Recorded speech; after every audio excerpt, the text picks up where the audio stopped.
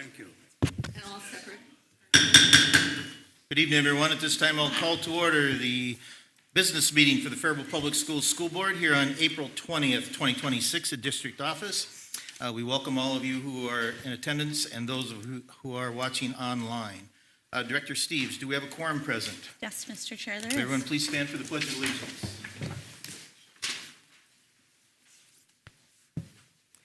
Pledge allegiance to the flag of the United States of America and to the republic for which it stands, one nation, under God, indivisible, with liberty and justice for all.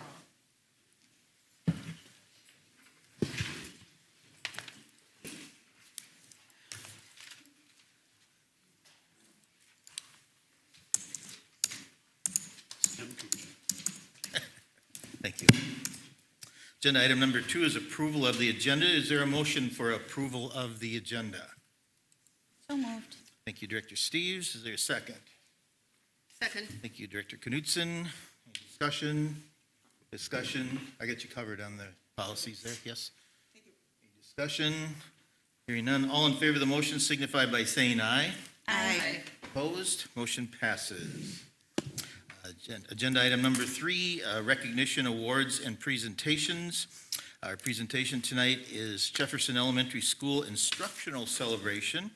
Our presenters are Mr. Nick Jurns, Principal, Ms. Amanda Seeger, Instructional Coach, Ms. Erin Harmon, First Grade Teacher, and Ms. Sarah Peterson, First Grade Teacher. So come on up and we welcome you and thank you for coming.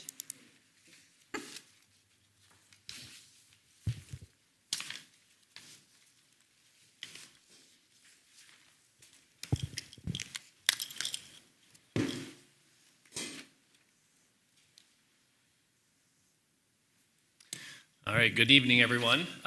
Thanks for welcoming us tonight to present on some highlights that we would like to share with you that we've had this year.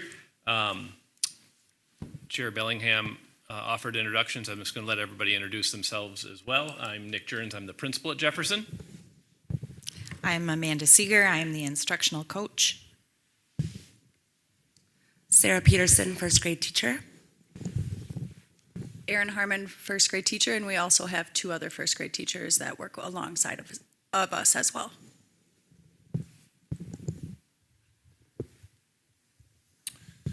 All right, so we're here to share an instructional celebration. We've talked about how it's important for us as a staff to be professionally developed and learn so that we can learn and grow and be able to provide better instruction for our students. And there's a couple of things that we've been doing the last couple of years. One of them is we've been taking part in professional development around professional learning communities and how to assemble those learning communities, how the work that we do, the data that we look at to make instructional decisions. And then also we've been doing trainings for science of reading in letters. And I believe it was a month or so ago that you as a board actually took part in some of those activities. So those are the 2 pieces of professional development that the first grade team at Jefferson has really latched onto and implemented at a very high level.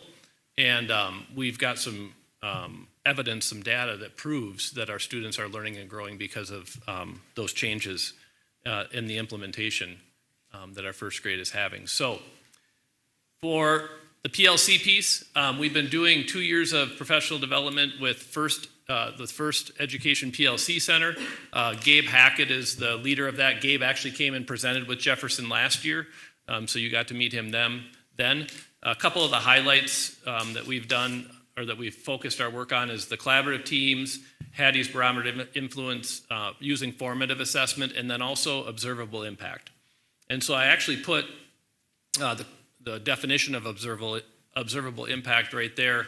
It's the changes in practice, and that's really what we've seen is with our first grade team that they're going to talk more about is the changes in their instructional practices that are observable in the classroom. So when you go into their classrooms, it looks and sounds and feels different than it used to, okay?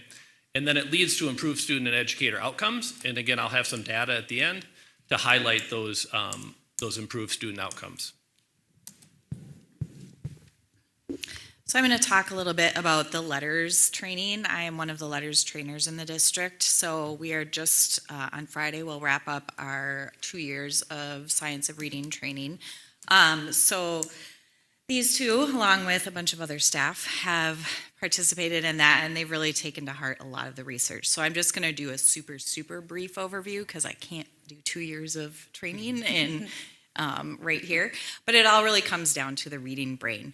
And what we've learned is that learning to read is not a natural process like learning to speak is, and so it has to be taught. So if you want to click the next one. So this learning to read, part of that process is developing phonics. That's one of the processes that we need to teach. And research tells us that in order to do that, we have to have some certain conditions and instructional practices in place in order to build that in the brain. So I'll explain the research part, and then Aaron and Sarah are going to talk about what that actually looks like in the classroom. So research tells us that in first grade, about 50% of the instructional time in literacy needs to be spent on phonics and phonemic awareness. It also tells us that about every phonics lesson needs to have around 15 to 30 or more practice sessions or reps with each specific phonics skill. And then in addition to that lesson, we need to have subsequent lessons that contain more practice with that specific phonics skill. And that's in order for students to achieve fluency. In order to get that many practice sessions in, we've had to really work on aligning instruction across different settings in our building. And Aaron and Sarah will tell you a little bit more about that. We also know that we need to give more practice during small group time and during independent work time. So part of the reading brain is developing that phonics learning, but another part is to develop vocabulary. So phonics is the how to read. Vocabulary is understanding what they read. So phonics a student might be able to sound out b, l, and bland, but they might not understand what that means. Vocabulary, that's developing the part of the brain that helps a student understand what they're reading. And then the final piece that Sarah and Aaron will talk about is how we've really worked on using data as a roadmap to drive our instruction. So data tells us what pieces the reading brain knows and what it needs to know next and how that looks for instruction. So I'll turn it over to them so they can tell you how that works. Pardon my allergy voice. A big part of our success has been our mind shift and shifting the way that we have thought or are thinking with teaching practices. A lot of that, yes, comes from our letters, 2 years letters training. Also with the coaching here, different coaching cycles here with Amanda that we have done. But getting away from those past practices of guided reading using level texts, moving into more of that decodable reading, aligning that with our phonics lesson that we have been taught, and implementing that with our small groups. Again, getting away from that in our small group reading block of having that structured 10-minute rotation time, and moving into something new that we started this year that Amanda presented to us at the end of last year, called Read the Rainbow, which Aaron is going to kind of talk a little bit more about. So what Amanda talked about is how phonics focus. In prior years, we had a lot of time focused on reading. And at this younger age, we don't have a lot of readers yet. We need to teach them how to read. And we weren't given that time. So with this new way of thinking, we are giving that focus to how to teach them to read so they are able to read then to learn. So we're teaching them how to read right now. And now this new way of thinking also gives them that repetition, which we'll get into, and I'll show you in a second, with that Read the Rainbow. And we can get it through small groups, we can get it through independent work, and then also the support staff that we have through our title teacher, our EL teachers. As well. We also, like Amanda was saying, vocabulary is important. So introducing new vocabulary and helping them understand what those words mean. So then when you build that vocabulary, the more they know, the more that they can learn as they grow as well. And then guiding our decisions, we have our choice. We choose to have weekly PLC meetings. and we look at our bridge to read data, which is like our phonics spelling test essentially, our mastery data, and do we see, are they getting, for example, right now we're at ed suffixes and ly suffixes. Are they understanding the suffixes that we're teaching them right now? And we look at each one of our classes. Are they getting it? Why aren't they getting it? Are they just looking at the sounds of the EDs right now? Or do they not know the base words? So really breaking it apart, looking not only at the way they're spelling it, but also what's the data telling us, and deciding, do we need to stay with this for a little bit more? Can we just focus on small group? Or can we base our win groups around this? So we're really structuring a lot of it. What is the data telling us as well? And we also do this for math too. So it's taking the data based instruction is taking us in both areas as well. So you've heard us say read the rainbow for quite some time. So I like this not only because it's pretty, but it's really organized.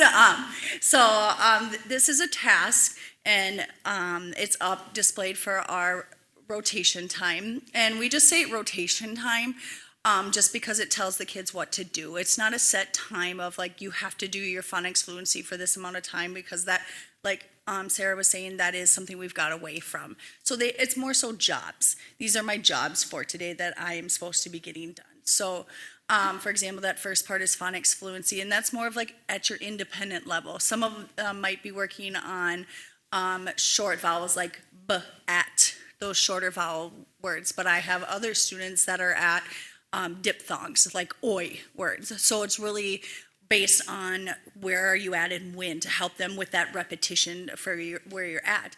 But then again, you have other parts of that where you are hitting on where we, in our Bridge to Read lesson as well, with our decodable books, and also pulling for small groups as well. Again, hitting at that repetition, not only independently where you're at, but also helping to support that whole group instruction to move everybody forward.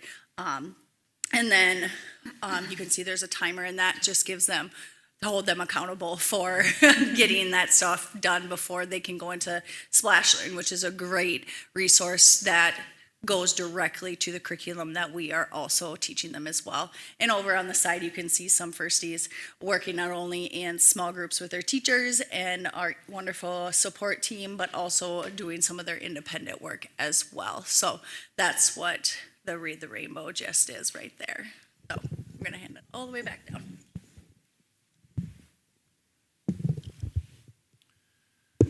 So as you were listening to them talk, you probably heard some pretty some vocabulary that you're not familiar with, right? And that's them applying their learning. And actually, before we came in here, they were having a conversation about our win groups, and we're working on this here, and they were getting into some real nuanced things. Like, we weren't having those types of conversations 2 years ago, and so we really know, they know where each child is at, and they're able to target the instruction for each child, which is why we're seeing the growth that we're seeing. So I'm going to show you some data here. Before I get to it, the tricky part is we do benchmarking with FastBridge every September, January, and May. And then we look at our growth in those time periods to gauge how our student growth, to see how we're doing.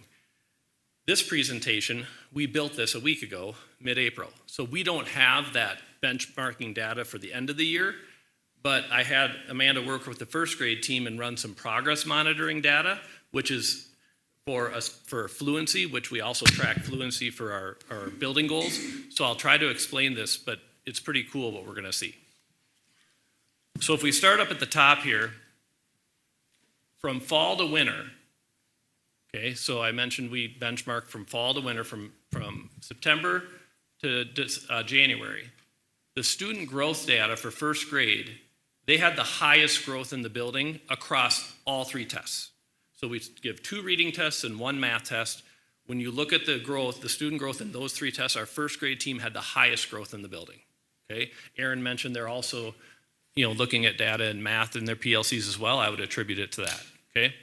Now, I mentioned we don't have that spring benchmarking data, so we ran that progress monitoring data from basically this test to mid-April, okay? And here's what we found in our fluency data. The average growth, the first half of the year, students were going on average about 3.61 words per minute. They were increasing at that rate. Since then, they're increasing at 5.85. So the rate at which our children are reading, just in the last month and a half, 2 months, is significantly more than what it was the first half of the year. And so what this, for me, as the building principal, is a check. Okay, we had a really good first half of the year. Are we maintaining, at least maintaining? And what we're seeing is we're actually increasing. So that concludes our presentation. Thank you for having us. Board members, questions or comments? Director Steves? So last school year, I got the privilege of becoming a Rotary Reader, and I got to participate in Rotary Readers with Miss Harmon's classroom.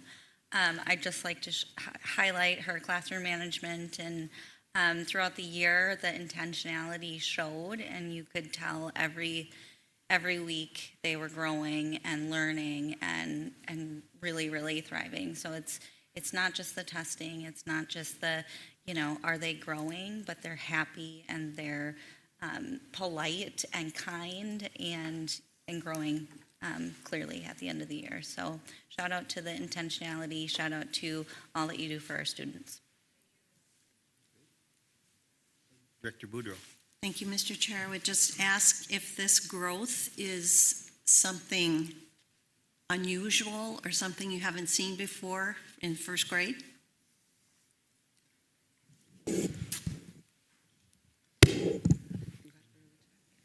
So I was actually talking to Amanda about this the other day, and I just said, I'm excited, but I'm still my eggs aren't all in the basket yet, because this is kindergarten also had very similar good results with the same group of kids last year with how well that they were performing and doing well. And this is a group of kids that got Haggerty, which is a very phonics awareness, phonemic awareness, practicing how to sound out words and really teaching how to read as well, and they did really well with that. So it is showing the philosophy of letters and science of reading is doing well for these students, and so they did well last year in kindergarten. They're showing that they're doing well in first grade.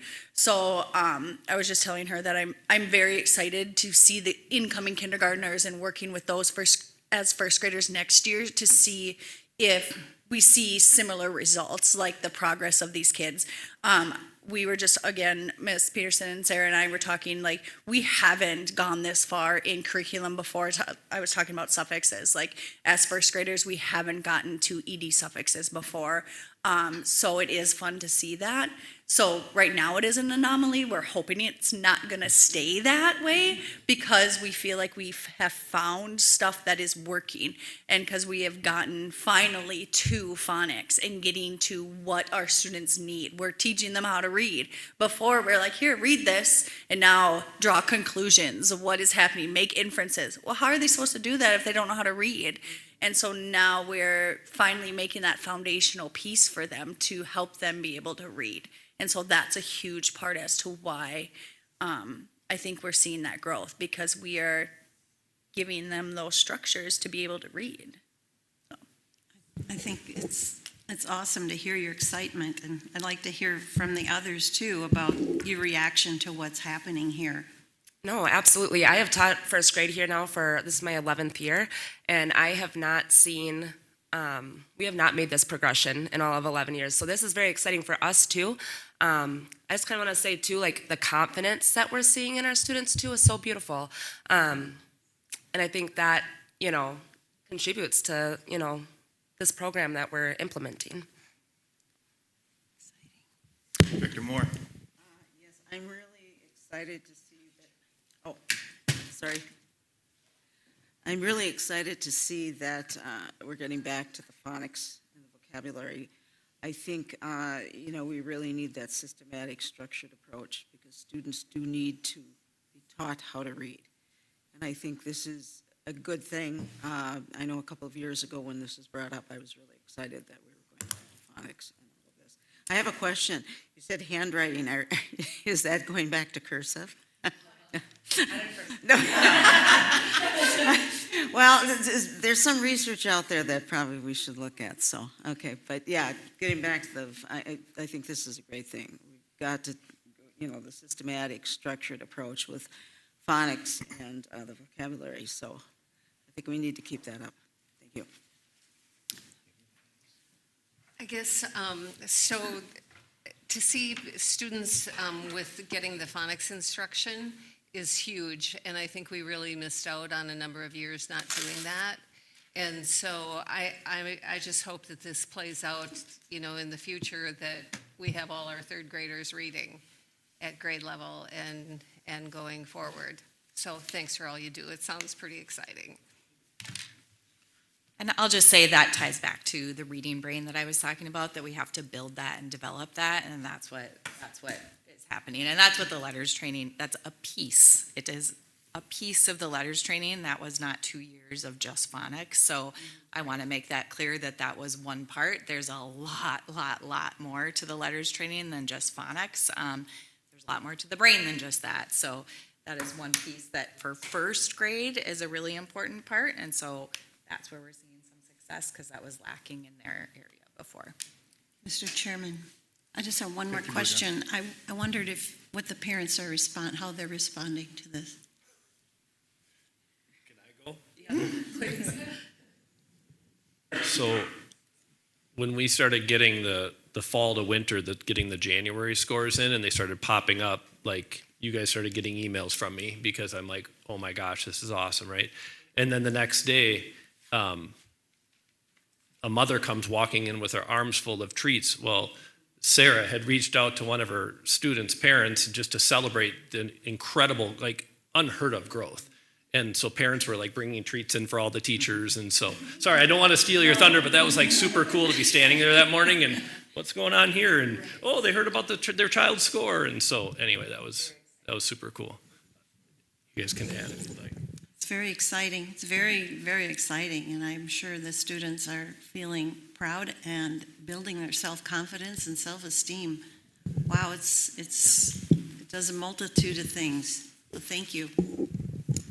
So, Oh, I was just going to add to that. I am a parent of 3 children in Jefferson, and I have a 5th grader and then 2 second graders. And I wish we had this when my 5th grader was at the younger grade, because I do see that phonics, phonemic awareness stuff missed a little bit with her. But my 2 second graders, I am seeing like just growth from them with that. One more than the other, but anyways. And so I'm very, very happy that we have this now, because she's excited about reading and wants to read, and she's proud of that. So it's just a testament to what we're doing, like from the parent perspective too. Like, so I feel like what we're doing in the classroom is working and getting them excited about reading too. So I want to go down in the weeds just a little bit here. But Ms. Seeger, could you explain, as an instructional coach, how you work with the teachers? And I know you work with one through 5. You have all of those. But when do you work with them? How do you explain this? Because this first grade would be the foundation. I'm a builder, so when you get a good foundation going, and then what's rolled into second grade, third grade, et cetera? How does that progress? Yeah, so my role, I do the letters training, but then, and that's one part of my role, but a lot bigger part then is helping teachers in the classroom. And a big part of that is taking our letters training and implementing the research, or implementing that into the classroom. So for example, today I was in a different first grade teacher's classroom during wind time. Because the first grade WIN groups are farther along than they have been before, they're kind of having to come up with some different routines, some instructional routines that follow along with our letters training. So what I'm doing is I will meet with teachers and we'll talk about what does that look like in letters, what works with you, how does that work? So we'll come up with a plan. Sometimes I model, sometimes I don't. It kind of depends on what the teacher's comfort level is. Today I did modeling with this first grade teacher, and I will continue to do that for the next few days for this teacher, and then I kind of gradually hand it off. I've done small groups with you guys before, so that's the way that I've done it. Second grade, so it's kind of what the teachers need, and that comes up through looking at different data points. It comes up through training sessions. It comes up through individual conversations with teachers. And then moving through the grades, it looks a little different. So when I was in a fifth grade classroom, it was small groups, but the content was very different. It was not very phonics based at that point.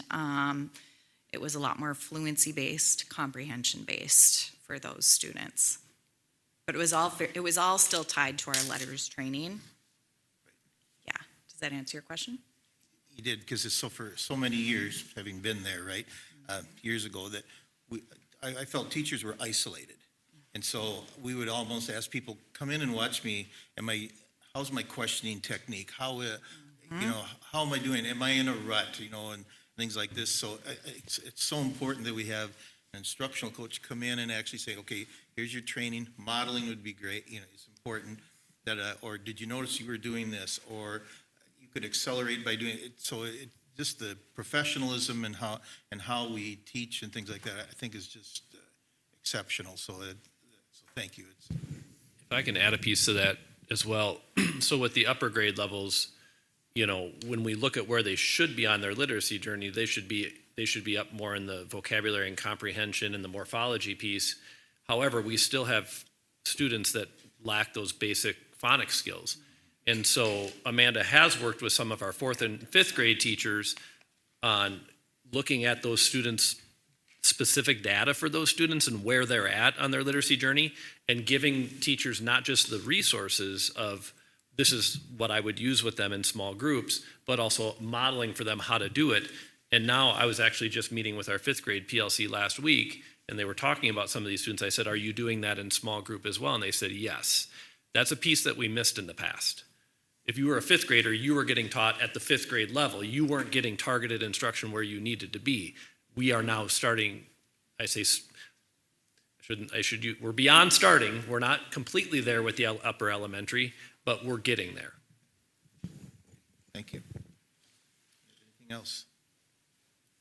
Thank you for coming in and presenting. Very excellent presentation and descriptions of how we teach reading and our foundation. So thank you very much.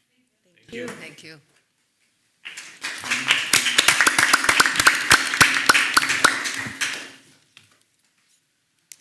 Okay, agenda item number 4, items of information. School board members. Who would like to go first? Anyone have anything? Director Knudsen. Thank you. So I went to the play at the middle school, Too Many Ghosts, and they had a snow day one day, so I was fortunate that I wasn't able to go, but I was able to go on the makeup day. And the kids looked like they were having a lot of fun, and they did a really nice job. And then I went this past weekend to Footloose at the high school, and they really raised the bar there, and the play was exceptional. The kids had a lot of fun. They were very talented. It was mind-blowing to see what a great job they did.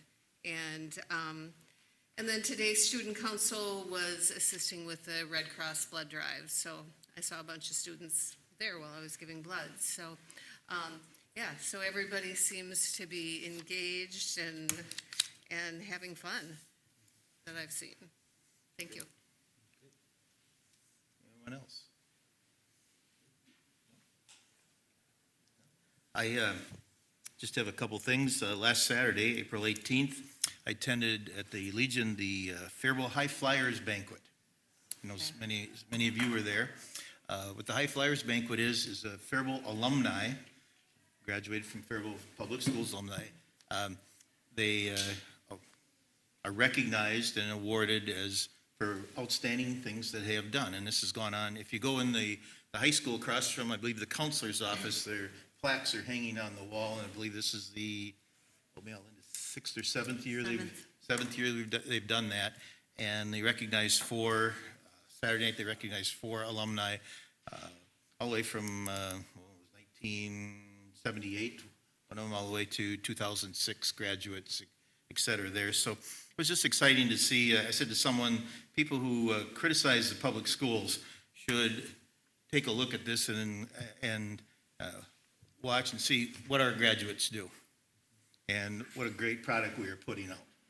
And I know they're the best of the best and et cetera, but that was it. So then the second thing I have is continuing to recognize achievers is for board members, the public. Wednesday, May 6th at 6 o'clock p.m. is the Faribault High School Awards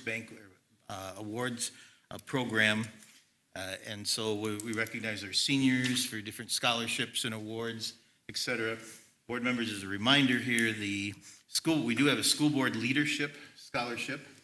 And so it's been recommended, and in the past, that school board members contribute a month of their salary for the school board scholarship, and it goes that way. I just wanted to remind you of that, and we're hoping that board members, we have 100% contributions this year.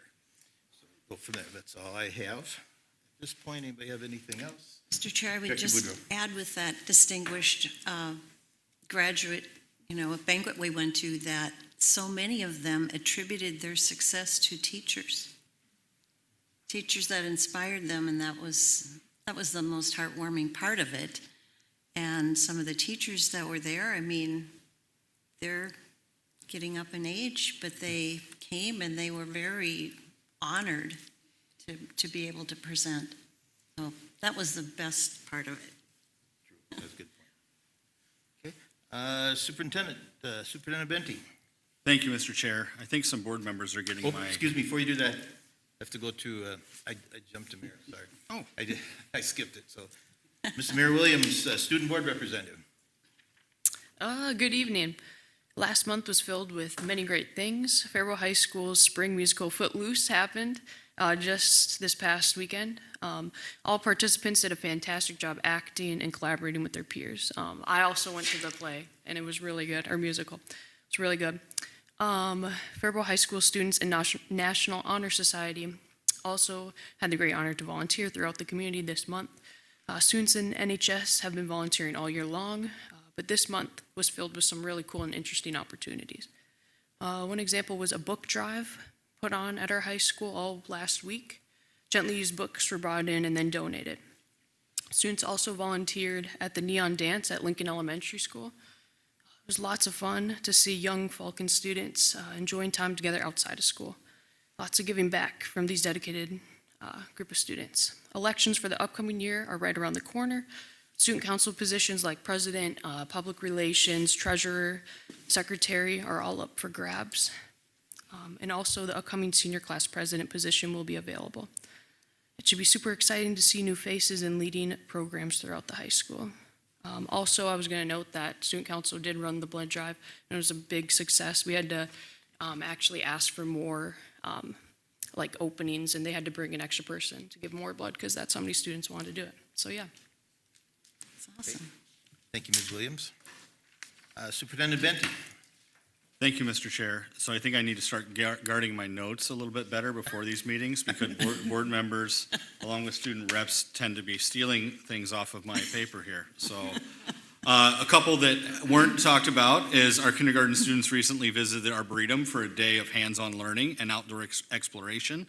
Students explored animal habitats, placed ladybugs in garden beds, and planted zinnia and dill seeds. It was an engaging experience filled with curiosity, discovery, and a little bit of dirt. I'm sure the parents loved that. Faribault High School Spanish 2 students brought culture and creativity together through a meaningful project as part of their Guatemala unit. Students created traditional worry dolls, small handmade figures that children use to share their worries about before placing them under their pillow at night. The project provided an opportunity for cultural connection and reflection. Nearly 50 students from Faribault Middle School and Faribault High School choir performed the national anthem before a Timberwolves versus Suns game at Target Center a while back. Their performance was a tremendous point of pride for our music department and the Faribault community. We talked about the middle school play, Too Many Ghosts, and the high school musical, Footloose. Freddie's Family Fun Night at Jefferson Elementary brought together families, students, and staff for an evening full of connection and fun. It was wonderful to see such a strong turnout, including a special appearance from Freddie himself. A sincere thank you to our teachers who volunteered their time to make that event a success. And then just 2 upcoming events. I'd like to invite our families and community members to join us for Community Unity Day, an evening focused on connection, resources, and fun for all ages. It's happening on Friday, May 15th from 4 to 7 p.m. at the Faribault Middle School, and we hope for a great turnout. And then we're also taking part in Bowl for Kids' Sake this Wednesday, partnering with other schools in a little friendly competition to support youth mentorship through Big Brothers and Big Sisters. The event will be held at JMO's from 4 to 5:30 p.m. And Mr. Chair, that concludes my report. Thank you, Mr. Venti. Agenda item number 5, public comment. There is no public comment this evening. Agenda item number 6, the consent agenda.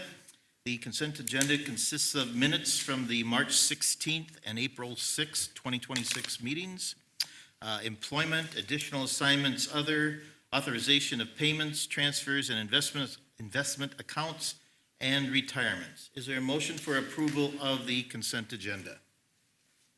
So moved. Thank you, Director Steves. Is there a second? Second. Thank you, Director Boudreau. No discussion on this. All in favor of the motion signify by saying aye. Aye. Opposed? Motion passes. Agenda item number 7, District Advisory Committee. There's no report. Agenda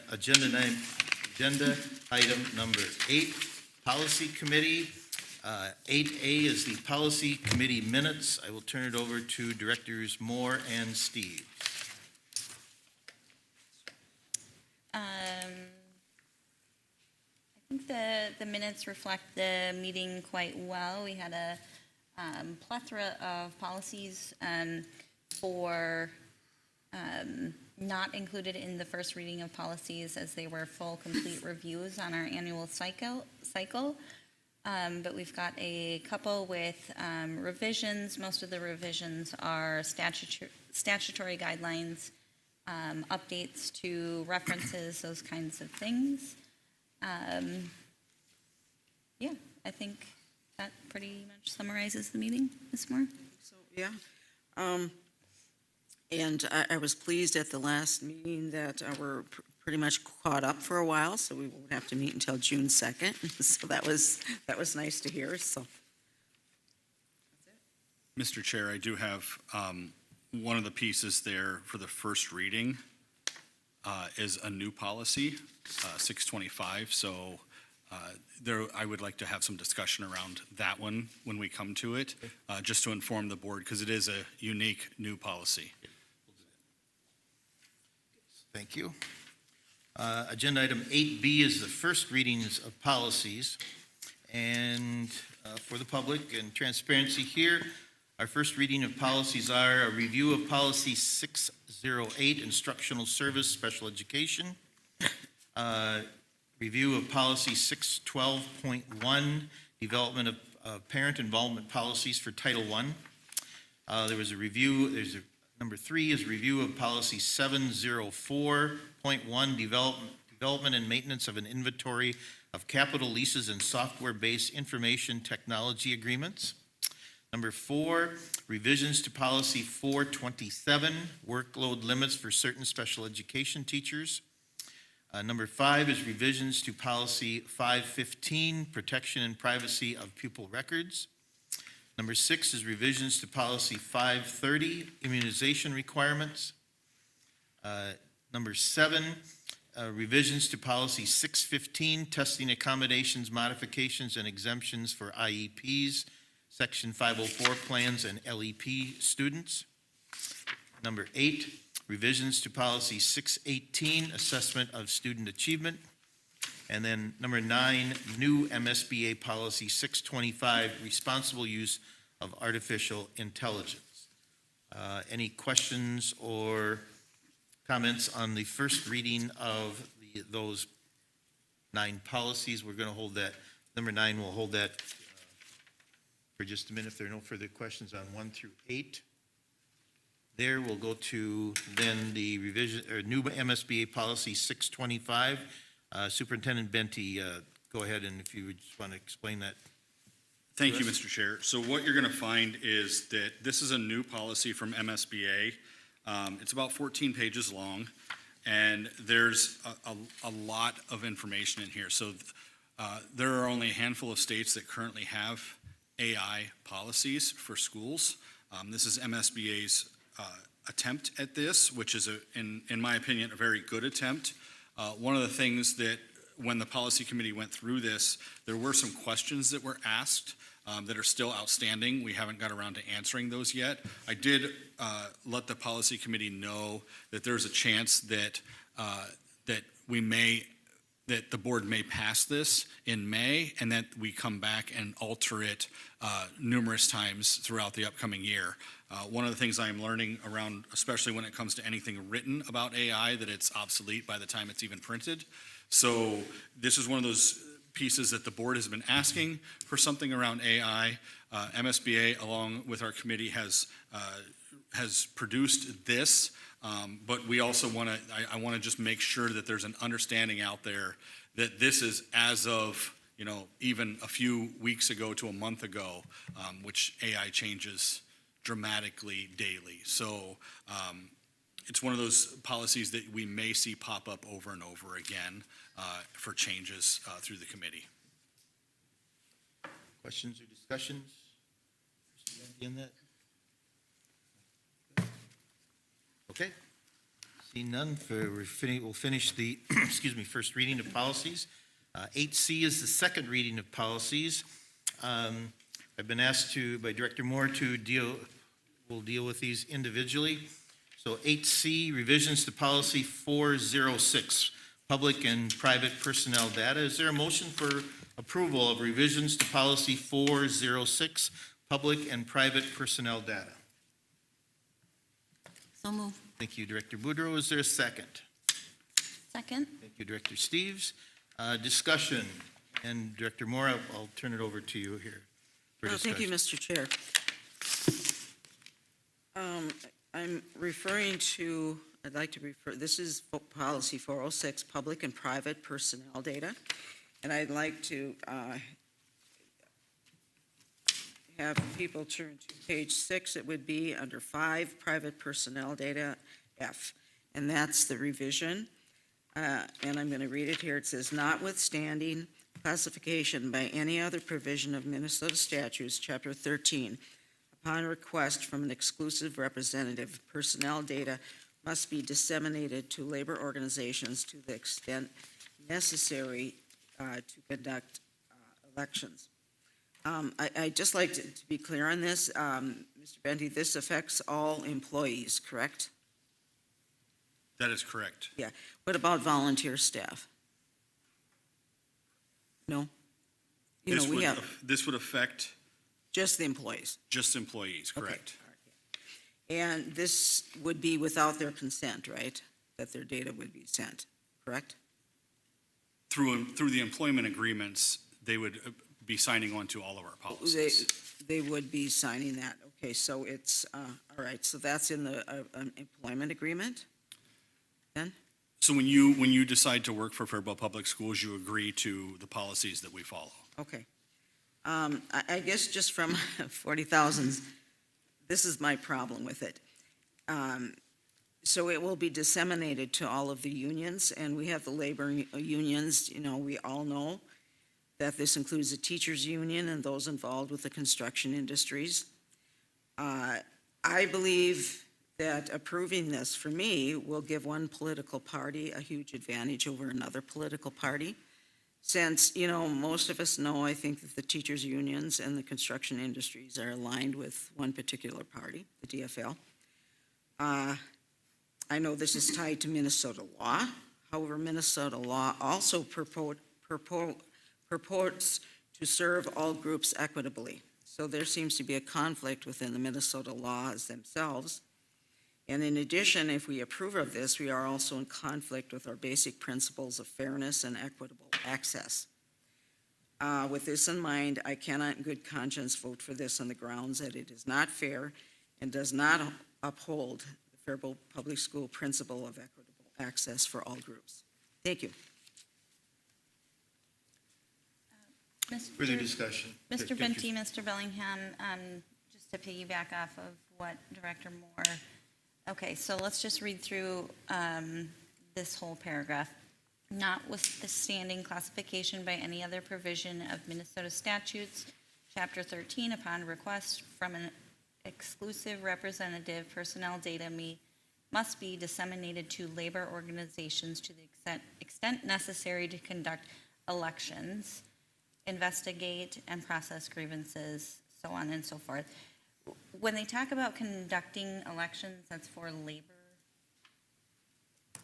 union elections, not political. They're talking about elections? labor union elections. Okay. That is correct. Thank you for that clarification. The labor union election would be approval of a master contract, approval of an MOU or whatever like that. So yes, nothing political affiliation, et cetera there, right? Mr. Chair. Director Boudreau.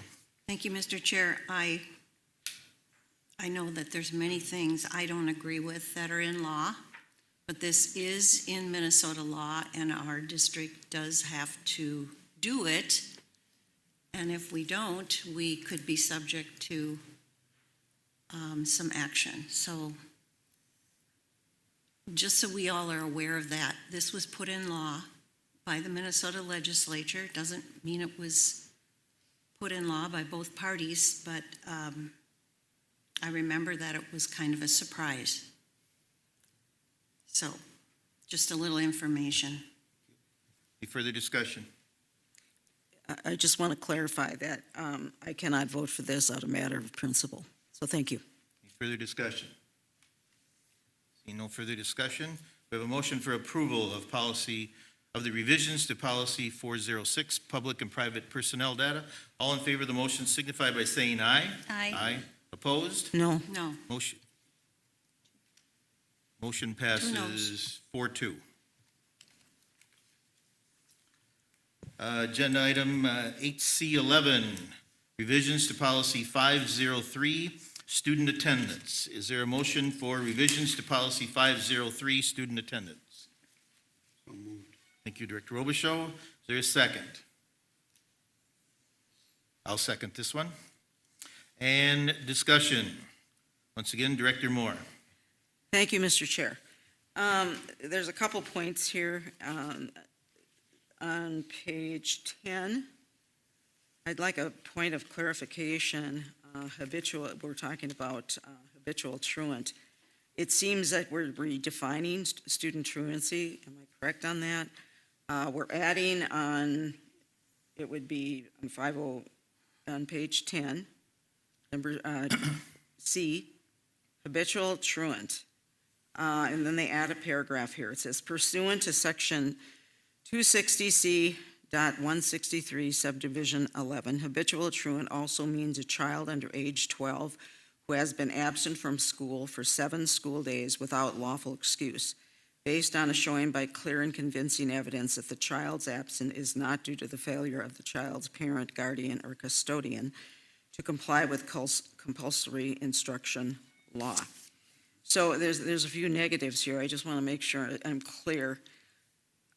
So if the student is absent all these days and the parent has not complied with compulsory instruction laws, the student is not considered truant, correct? Or maybe I can say it a different way. So if a child's absence is due to failure of parents to comply with instruction laws, that is not considered truant. Is that correct? So there's So what is two different that? pieces with age 12. Yeah. So 12 and under, it's considered child neglect. Okay. All right, So, all 13, right. 12 and above is considered truancy because that's the age at which the state says that the child is capable of getting themselves to school. All right? Okay. So what this is adding is saying if the parent is doing everything they can to get that child to school and that child is still not attending, it takes it off the parent and places it on the child for the courts, not on the Okay, parent. so thank you for the clarification. Secondly,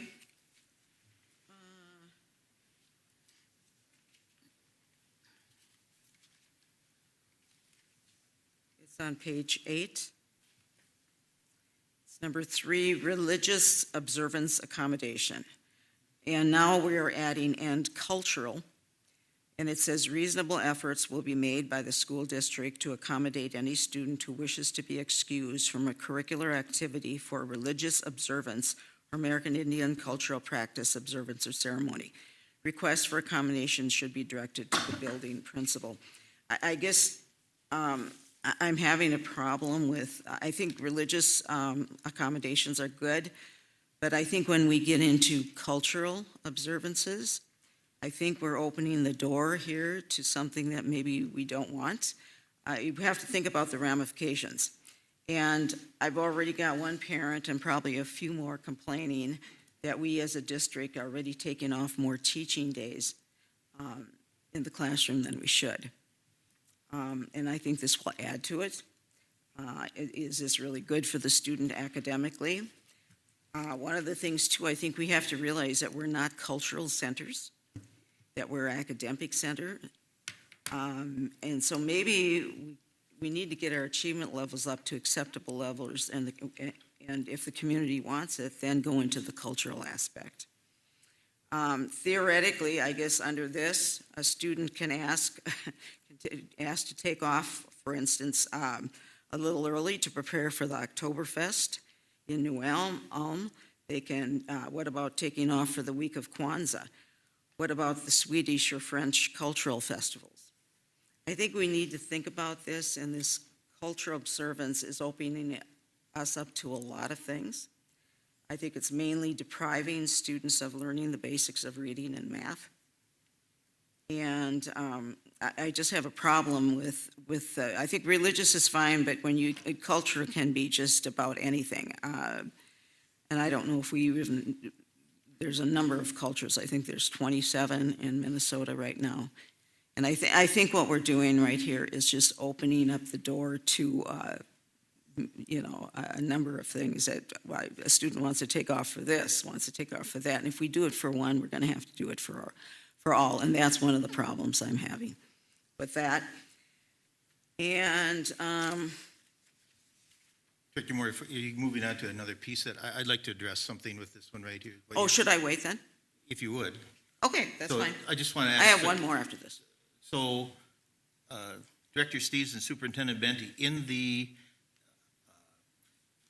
policy committee, was it explained that, and this is how I read it, that in red it says, or American Indian cultural practice.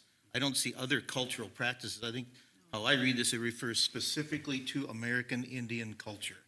Would I be correct in that? So That is correct, Mr. Chair. it's not any other cultures that were just. That is not what has been listed by the state here, the legislature. Because it's not, there's no commas or anything like that. Correct. And that was discussed at policy committee. That was not discussed at Okay. policy committee. This was, And I want to reiterate, if I may, Mr. Chair, that this is for the parents to sign their students out. There's already a statute allowing parents to sign their students out so many hours per week for religious observance. This is just adding an American Indian cultural observance to that as well. very good. That answers my question. Thank you. Go ahead, Director Thank Moore, you for with your that next. clarification. The thing that I am having a problem with is that I think if we want to be equitable and fair, if we do it for one group, we have to do it for another, and that's a problem I'm having. The last thing I'd like to address is it's on page 2. It's 2.A.4.B. And this again is in policy 503, student attendance. It said the district must count a student as in attendance on each day the student receives supervision, instruction, or services from school staff during scheduled school hours. And this Minnesota statute, section 120.A.22, does not remove the school district's responsibility to continue to comply with reporting requirements in Minnesota statute, section 126C.05 for the purposes of funding. Now, this is a recommendation by the Minnesota School Board Association, right? And it's also in Minnesota law, and that's the exact wording. I guess my problem is adding this to our policy, it's also vague. And I repeat, it's very general. District must count a student as in attendance when the student receives supervision, instruction, or services. We really haven't defined the terms. What does services mean? It doesn't give a time or a limit. It appears like anything goes. For instance, what if a student had, and according to the way it's worded, if a student were in class only 20 minutes, would that still be counted as in attendance? Theoretically, it would be. What if a student had an appointment with a dental or health clinic but did not attend class? Would that be counted as in attendance? This would be through health finders. And so I guess service, and what is service? That can be anything, even a phone call. I'd like to know, what is the average funding per student now? It's a little over 3,000, right? The average funding per student? Well, that we get, the average. We average it out at $10,000 per student per year from the state. So it's 10,000, okay. And I noticed within the finance committee report of March 9th that attendance from January to February declined, most likely due to the ICE activity in Faribault, along with the 15-day drop rule. I think that rule states that if a student is absent 15 days, they're no longer considered enrolled in a district, correct? That is a state statute that says 15 consecutive days Yes, by a student, yes. the district must drop that student and discontinue receiving funding. So I guess, if we had declining enrollment for a couple of months, which results in decreasing our funds. And all of these funds do come out of taxpayer funds. I guess, is this part of the MSBA's combined with Minnesota law to the solution to declining attendance in January and February due to the ICE? I got asked too, was ICE ever present in our buildings? No. Okay. So in the first place, if a student is essentially missing class, because this is very general, the wording, but is still counted in attendance, that's not fair to the student, first of all. And we are not doing our due diligence. Secondly, if a student is absent, but let's say receives 10 minutes of service, whatever that means, or, and it is, I think, I should mention too here, that this is on page 2 of this policy, student attendance. It is required, a student is required to attend all assigned classes and or study halls every day in school. So, and we have to be reminded too that this is coming out of Minnesota taxpayer money. So if a student, what I'm saying is, this is so general that service could be anything. It's, even a phone call maybe to the student that stayed home those 15 days. And what we're doing then is we're really charging the taxpayers for something the district hasn't done. And that isn't right. I believe the way this is worded right now is an attempt to manipulate, and I'm not saying we're doing that, but this is what MSBA is in this law. This is an attempt to manipulate student attendance numbers. I think this is not honest, and it could be considered fraud. And I'm surprised that the MSBA even considered this. One of the things, too, I just want to say, what I am having a problem with is the way this amendment is worded today. The way it's worded today, the potential for manipulation and abuse is very high. I think if we want to put this in here, we really need to probably send it back to the policy committee to define our terms, especially what is service and what is a reasonable time. So I'm really having a problem with this because I think it opens the door to some manipulation and abuse, and I'm having a problem with that. Thank you. Director Steves. Mr. Bellingham, Mr. Bunty, did items C and D on pages 2 and 3, did this come from MSBA directly, or is it a statutory update? Is that something you Ms. Steves, it is clarify? statutory. I know the way it's worded. Okay, so if it's statutory, it's coming from the state of Minnesota, so not from MSBA. No, MSBA, I think, is doing it, but they took it, and I have the, I actually have the, it's 120, it's statute 120A.22. And it actually says reporting attendance, a district must count a student and. Okay. Yeah, so it's, Mr. Bunty, is this so the way verbiage from MSBA, or is it conforming to state statute? Well, I think it's an extension of the statute. Okay. So to me, and I apologize, I'm going to disagree a little bit here. To me, this is expanding what the state has said in 120A.22. The state just talks about attendance. This talks about these other things can be as well. And I believe if you would ask some of them that will put this in, it has to do with online schools, outpatient services, pieces like, or inpatient services, pieces like that, that students also then would be counted for. what I'm saying, though, when I want to be understood. Can I Oh, finish my yes. line of questioning?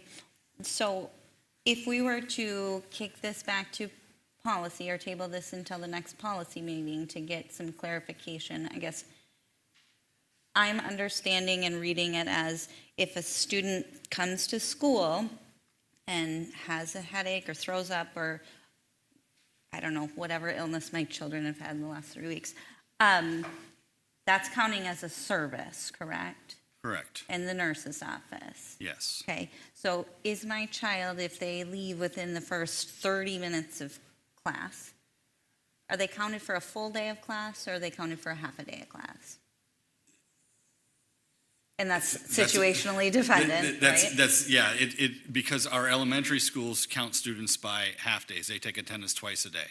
Okay. Our middle school and our high school take attendance each period. Okay. So it's a little bit different in what that looked like. So if your student was there for 30 minutes, they most likely would be classified as sick, which is still an excused absence from the state. What the state is talking about here is unexcused absences. The student is gone, and there's no reason. And in 120A.22 lays out what are the reasons for excusable absences. Okay, so I'm going to get into the weeds a little bit. So my middle schooler, I drop him off at school, and he leaves the building within the first 30 minutes of class. He's unexcused for 7 hours. He would be unexcused for that. If he went to his first hour and then skipped out the rest of the day, he would be present for 1 hour of the day at the middle school level. Okay? If my second grader gets dropped off and leaves within the first hour, skips the playground, she would be counted as there until noon, assuming, right? Depending on what the circumstance is. Okay. So it's possible that she would be counted as there till noon as a half day. It's also possible that there would be some type of other code that was put in, depending on what the circumstances is around why she left. Okay, and then just to piggyback on one of the other additions, questions that Ms. Moore had, my child is under 12, and I've made every attempt to get my child to school. It's not my fault. I'm not going to be negligent for bringing my child to school if they're skipping the playground. That is the new piece to the policy. That is correct. Okay, I should say it will be put on the student then, got it. not on the parent. Okay, Further discussion? Director Moore. Yes, and I will repeat, the way this amendment is worded today, the potential for manipulation and abuse is very high. And the impetus for this, and I will not say the source, but I was told that there was a teacher from another district happened to say that because of especially because of the January and February, because of the ICE presence, enrollment was dropping, that some districts in Minnesota are resorting to,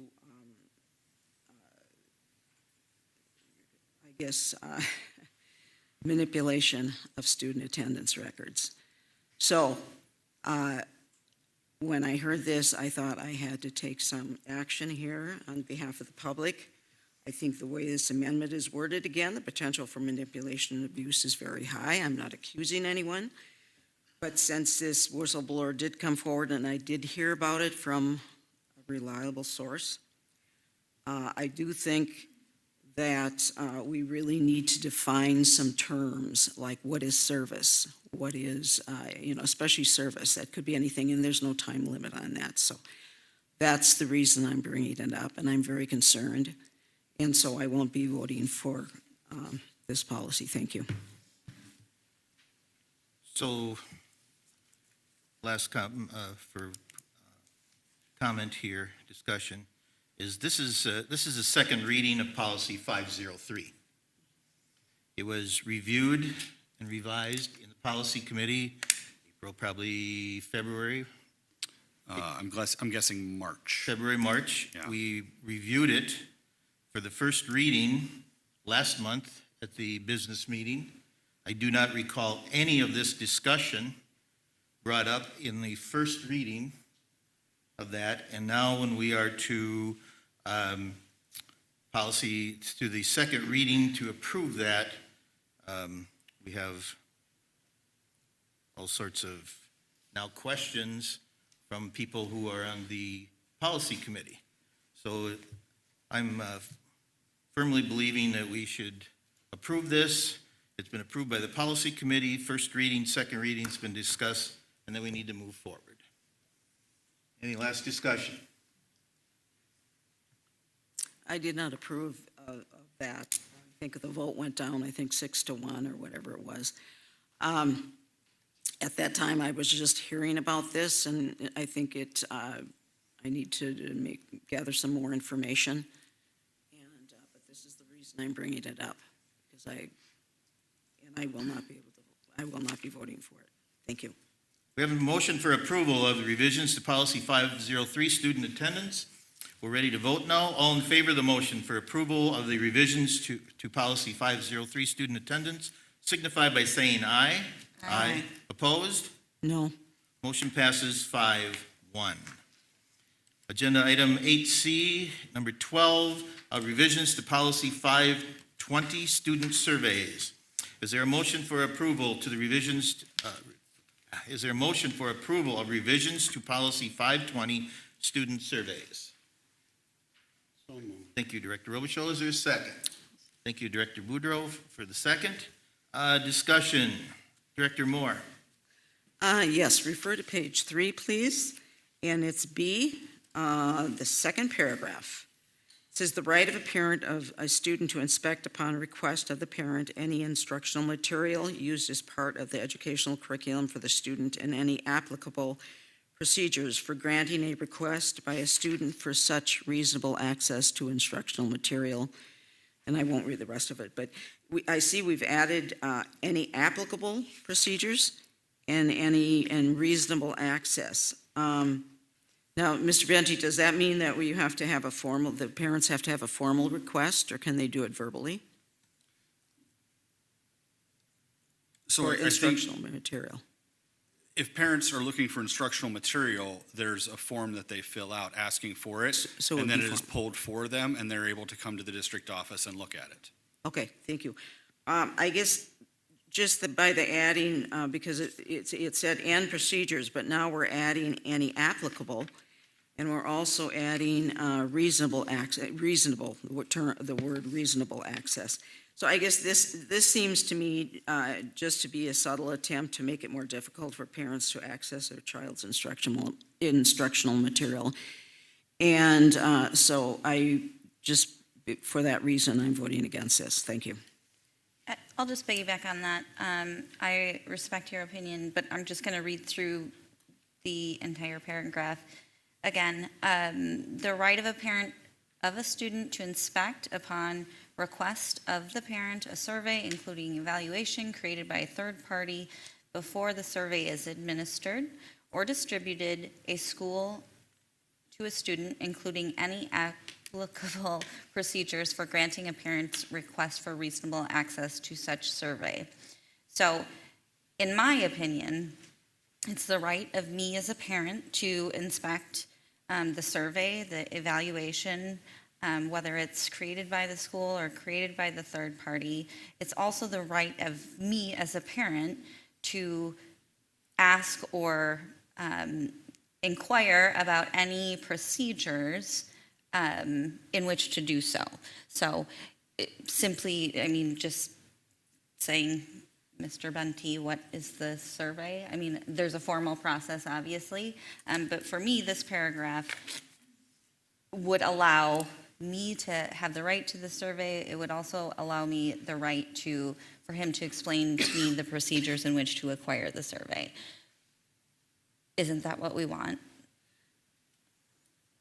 I don't Yes, want to. I I guess- don't want to argue, but I mean, if it's some arbitrary thing of like, okay, we have this survey and we're not going to tell you how to get it. This says any applicable procedures and how to get the survey. So that's saying that's my right as a parent. Am I understanding that paragraph correctly? Okay. I hope that. We don't have to, well, you obviously disagree with me, but I disagree with you, so that is the way it is, so. Okay. Further discussion? Last call for discussion. Hearing none, we have a motion for approval of revisions to policy 520, student surveys.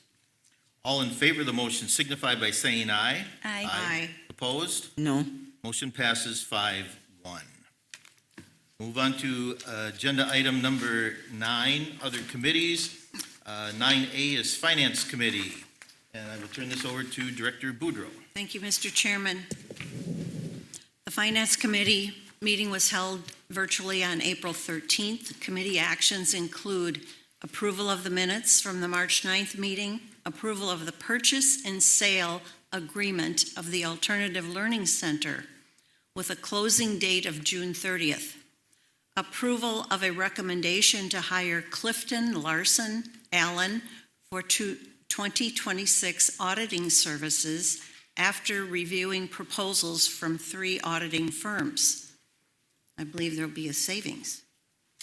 Other information presented was the March student count, which shows 6 students less than the February report and 25 students less than projections for the year. March investment report shows a good balance in interest earned.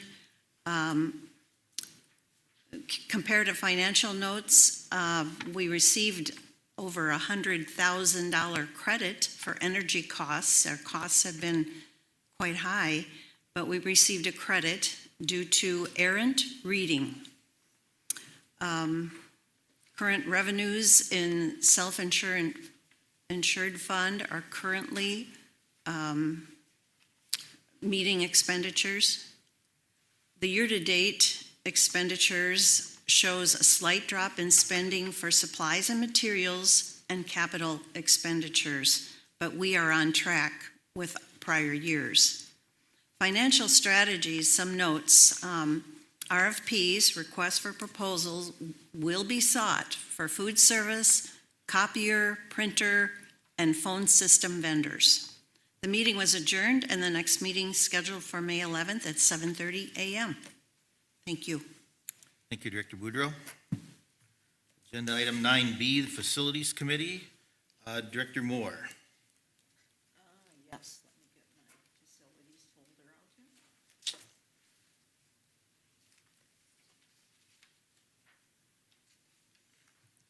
here. And I do appreciate Kane. He keeps things it's brevity and to the point, and it doesn't take long, so I appreciate that. As far as McKinley, that should be done at the end of May. They do have to have, there's one problem here, they really will be needing a lift, wheelchair lift, and that is required by code. But apparently the state law comes in conflict with that, so that has to be resolved. And I believe Kane will be able to do that. LTFM funds with the LED lights. This is, I think, the retrofit company, and that's going to be a phased-in approach, which would be nice because it will be, budgetary friendly if we do it in a phased approach. Barbie and Kane, you worked on the LTM, if you had a meeting, so I don't know if there's anything you need to add because we didn't, nothing? Okay, all right. And as far as circuit IQ, this is where you're checking the circuits, the switches, make sure they're labeled correctly for each building. And I think they can be quite extensive. And, in an emergency, if you have this whole panel and something needs to be turned off fast, and it's not labeled correctly, there could be a big problem there. So they've been working on that. I think they're going to do this over a long period of time, too. And they're going to do it start with the elementary, and then they'll finish with Faribault Middle School and the Faribault High School. And then as far as, we talked about the security cameras, we had the 10 buildings, it was a demo. And Lumina is, I believe the company there, will need a grant for that. And it's going to be a phased-in approach because that's going to take some time too, some money. The roof is done at the Faribault Middle School. I think I covered everything. I think I did. Thank you. And I think the meeting only lasted, 20 minutes or so? Yeah, he gets it done fast, so I appreciate that. So. Thank you, Director Moore. You're welcome. Other matters, agenda item number 10, gifts and donations. Director Steves, this is a resolution. Resolution 26-23 are accepting gifts and donations. This month, donations to the Nest. Chad and Courtney Wolf, $200. Bobby Olson, personal hygiene products such as deodorant, toothpaste, and body wash, estimated value $250. American Legion Auxiliary, hygiene products, food, and clothing items, estimated value $250. The Elks Lodge, cleaning supplies, hygiene products, food, winter gear, and clothing items, estimated value $600. And Matt Drenth, 2 dresses. Second is from Boeing/the Black Baud Giving Fund, $4,000 donated to the Faribault Area Learning Center for program enhancements. That is Resolution 26-23. Is there a motion for approval of Resolution 26-23, accepting gifts, donations? So moved. Thank you, Director Boudreau. Is there a second? Second. Thank you, Director Steves. Any discussion? Just a huge Director Moore? thank you to our generous community. Sorry. Director Moore? Well, you said ditto. Thank you. Discussion? Hearing none. Director Steves, roll call, please. Linda Boudreau, Aye. Candace Knutson, Aye. Linda Moore, Aye. Jerry Robichaud, Aye. Cassie Steves, aye. John Bellingham. Aye. Passes 6-0. Thank you. Agenda item 10B, consider approval of the purchase agreement for the Faribault Area Learning Center, ALC property. Is there a motion for approval of the purchase agreement for the Faribault Area Learning Center, ALC property? So moved. Thank you, Director Boudreau. Is there a second? Director Knudsen? Ms. Raso, do you want to come up? You're going to be on the next couple of agenda items anyway, so that's what you up here. And discussion. Or maybe Ms. Raisler for clarity, just give an explanation of the purchase agreement, how much it's for, et cetera. Yep. We go from there. Thank you. Okay, so the purchase agreement is actually for the sale of the site and the land. $1,050,000 is what is being proposed. And then there would also be an earnest money deposit of $100,000.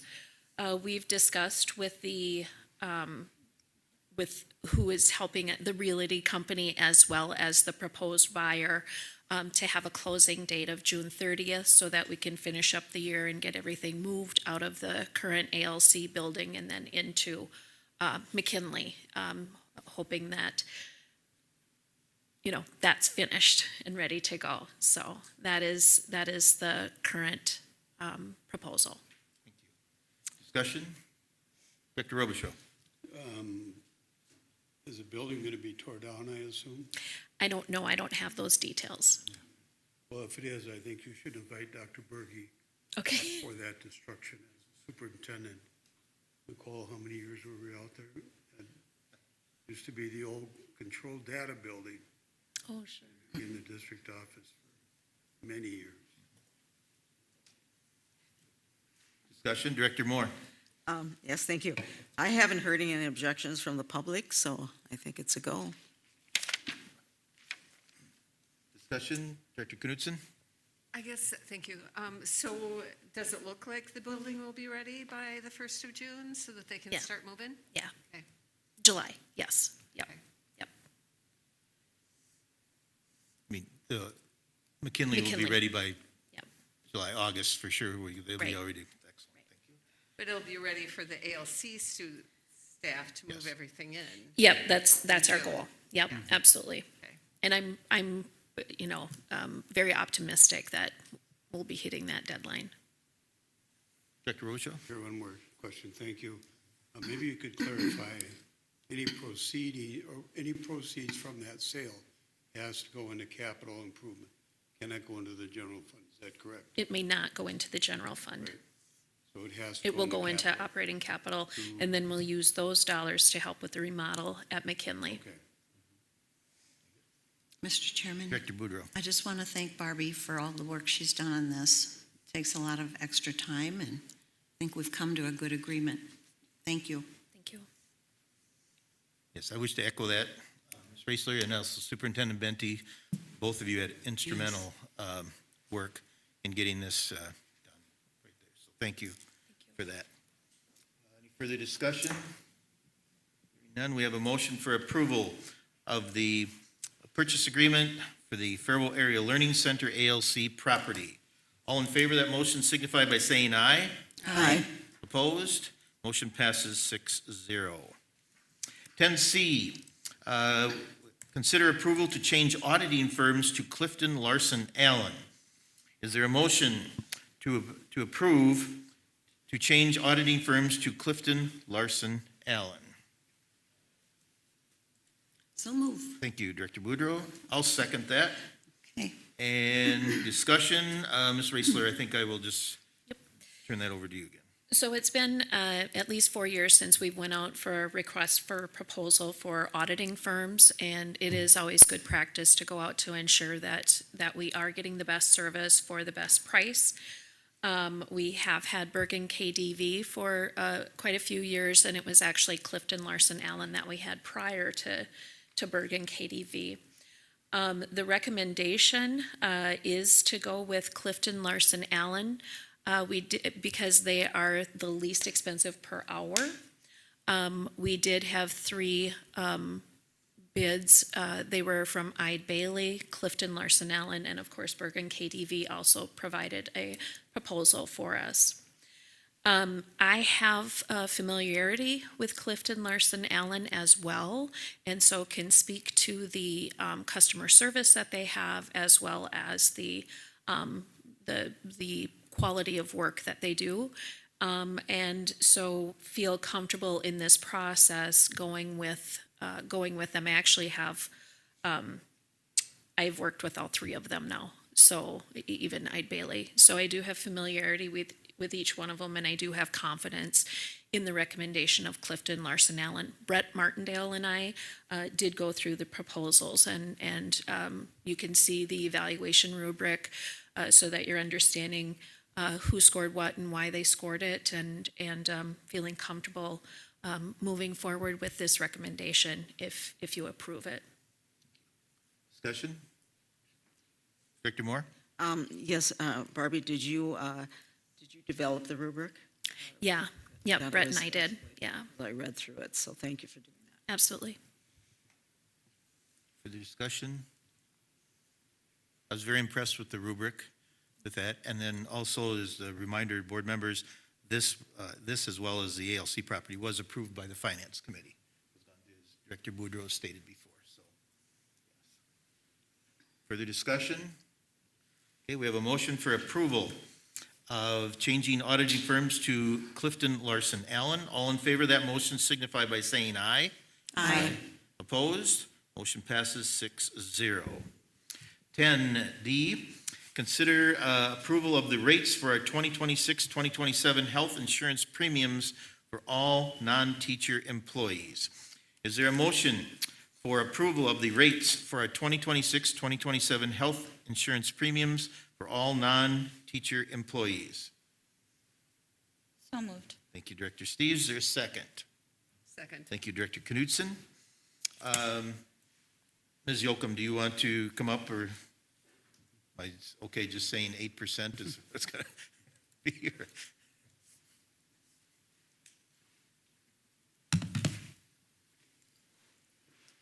Thank you. Good evening.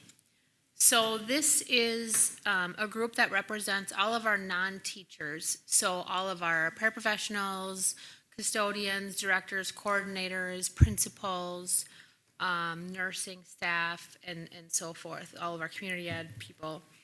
It is about a group of 300-ish employees. So all of those employees are on our self-funded plan. So the district we pull the premium amounts out of our employees' paychecks, and then also combine our contribution to pay the rates on our own versus outsourcing it to a company, if you will. So our rates, we watch very closely each month. We watch our utilization to ensure that we're taking in enough money to pay out all of the bills. And when we reviewed our utilization for this last year, we realized that we needed to increase our rates by 8% in order to cover all of our bills that are going out, and then also continue to build up a little bit of a fund balance in our self-funded fund, so that we have a little bit of savings account, if you will, to offset any market changes in the next year for our insurance bills. So with that, our insurance committee reviewed the data, and we came to a percent of 8% that we felt we needed to give ourselves an increase so that we would have enough funds in those accounts for the premiums for the next year. Good. Thank you, Ms. Yocum. Discussion, questions?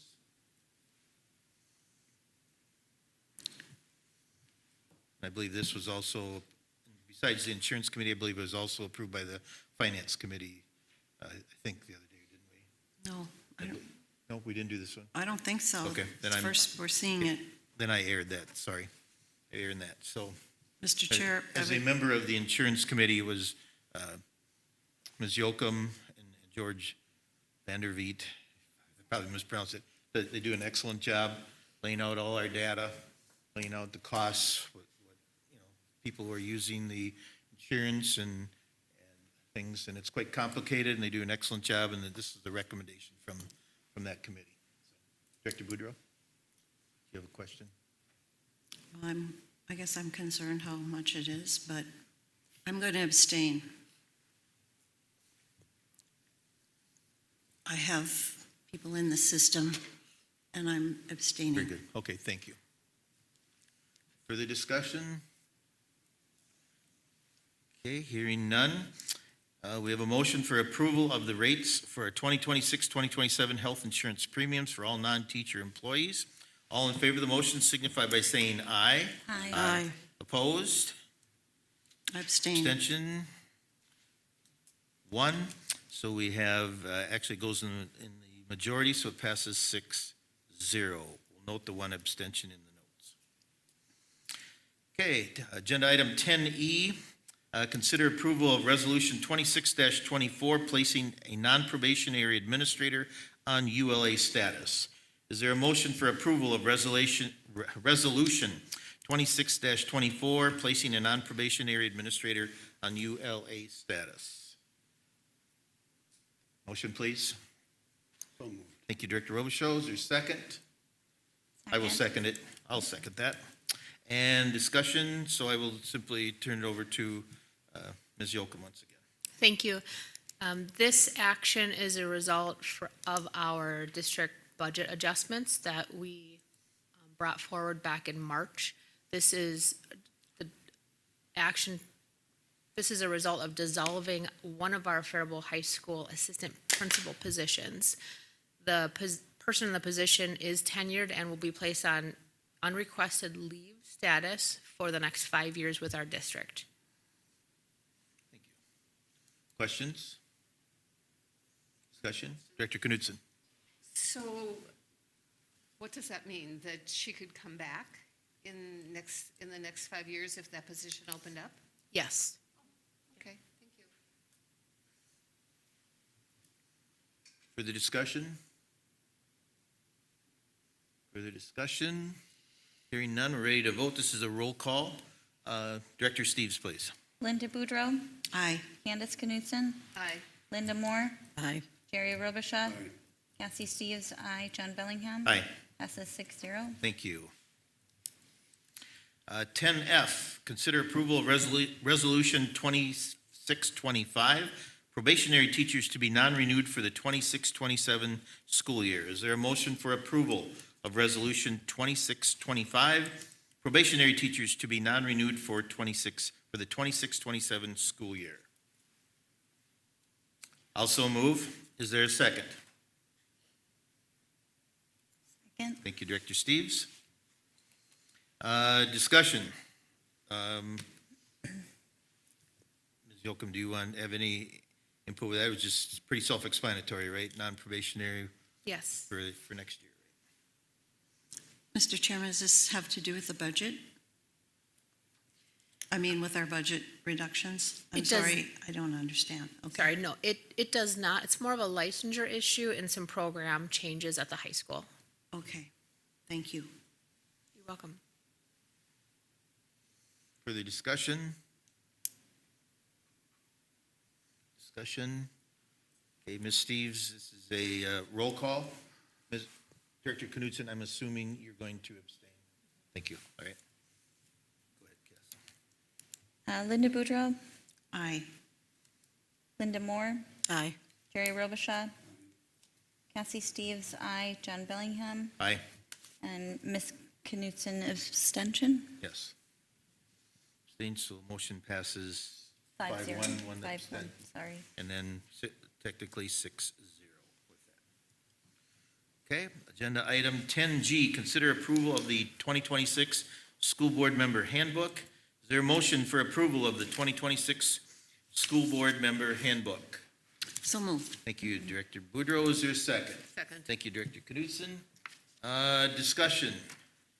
Board members, we went over this in the work session. We have, it was presented, we went over it.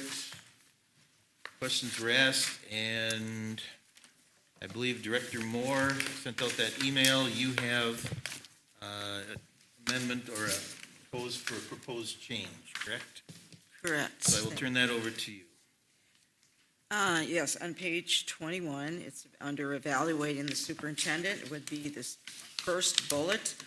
It states the superintendent evaluation committee will set goals annually with the superintendent and will write up the mid-year and final evaluation for public notice. I would like to add the amendment to add one word. The superintendent evaluation committee will set measurable goals. So I'd like to make the following amendment to the, by adding measurable. Thank you.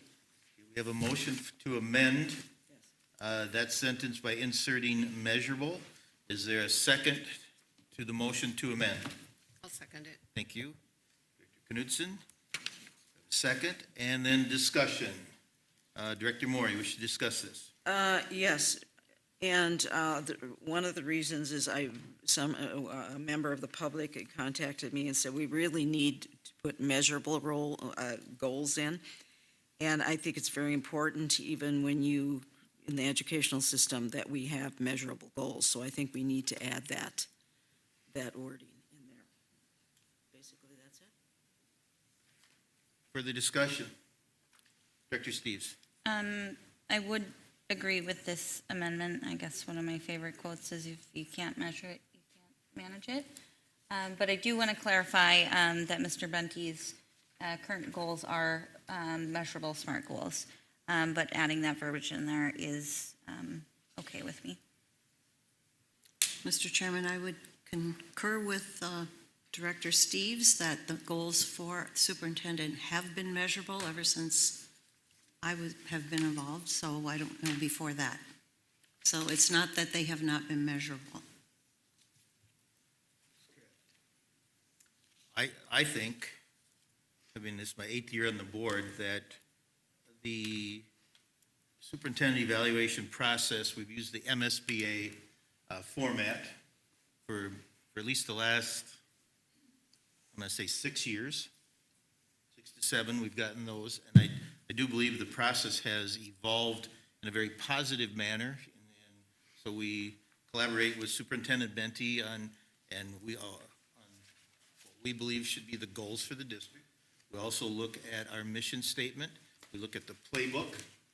You know, we look at those things. So we're aligning everything for our goals. And this year, particularly, we really honed down. And so we do have a rubric to be measured with all of these. I will just add this. I think to throw in the word measurable, you have to be careful. I'm going to be cautious here, is that be careful what you wish for.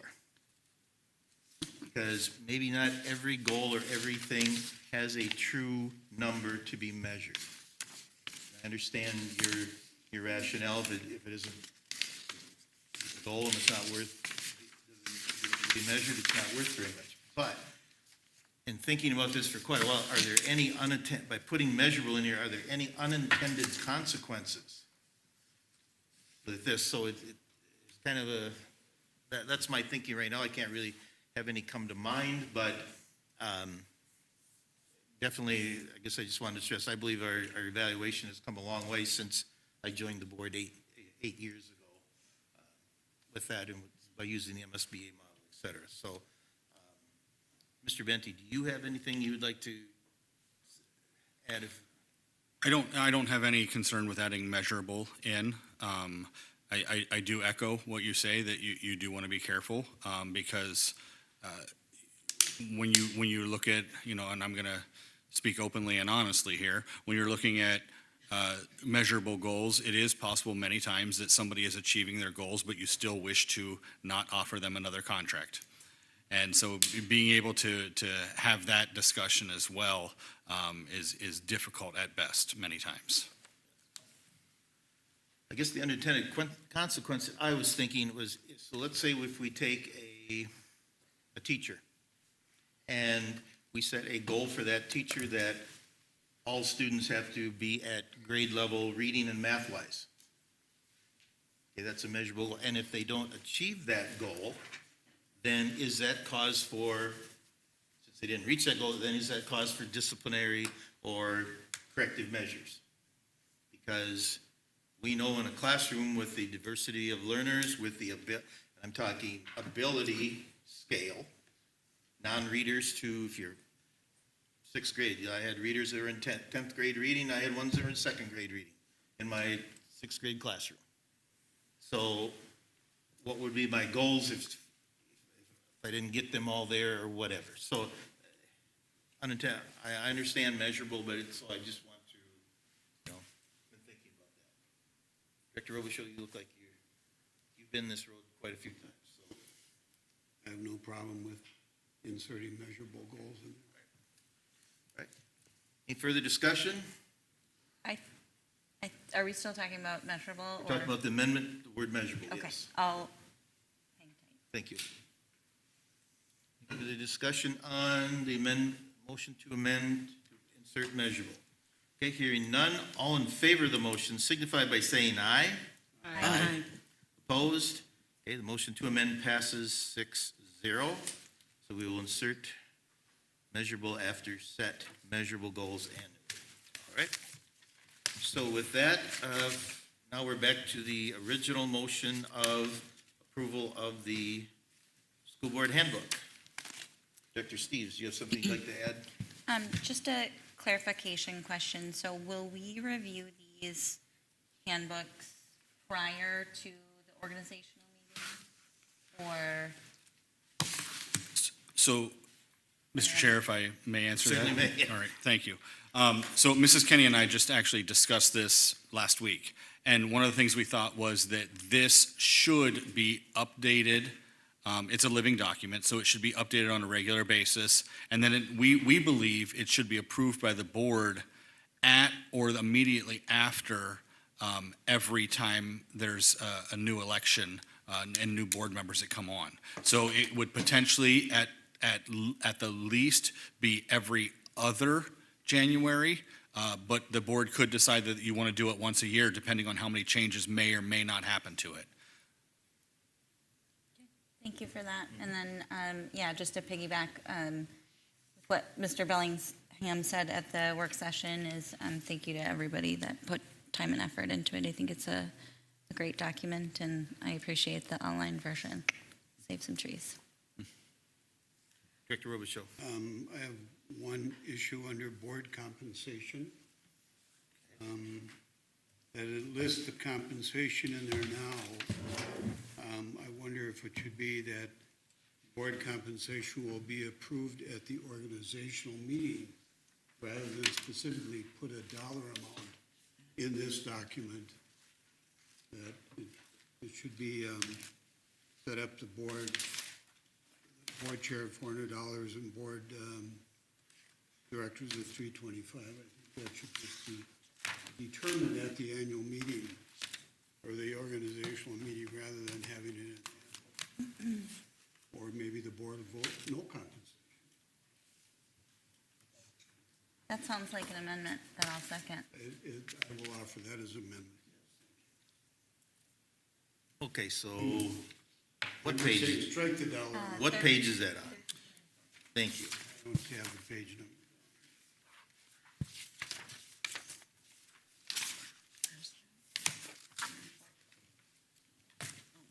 So you're going Oh, it to, does say the board fixes compensation at the organizational meeting, I guess on the second Yep. bullet point. School board salaries are currently, you could add, are set. The second bullet indicates what the salaries are, compensation.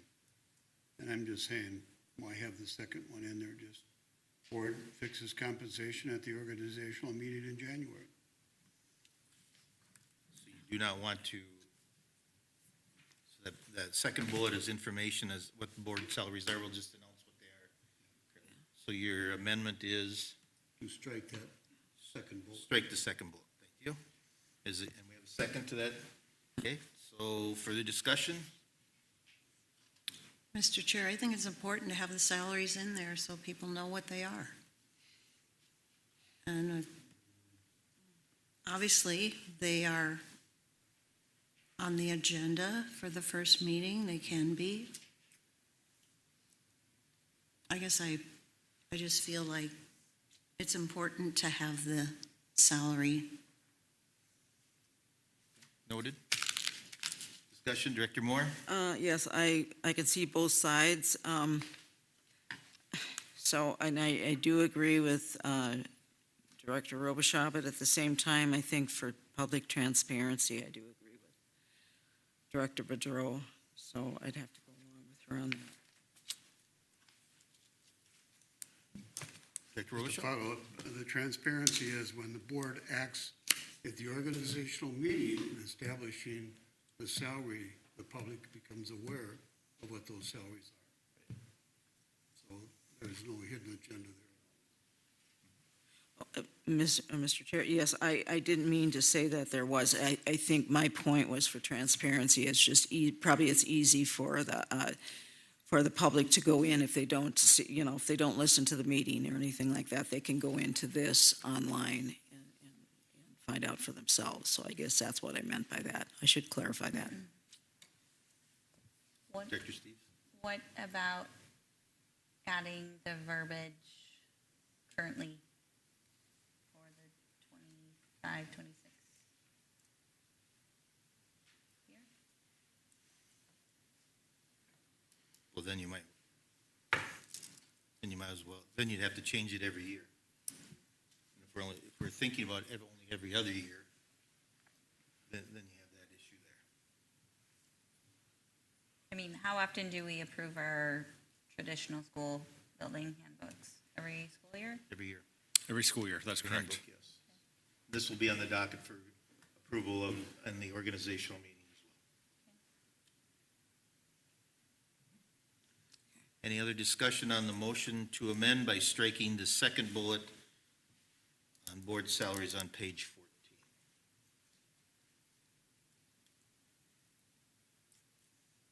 Discussion? Okay, we have a motion to amend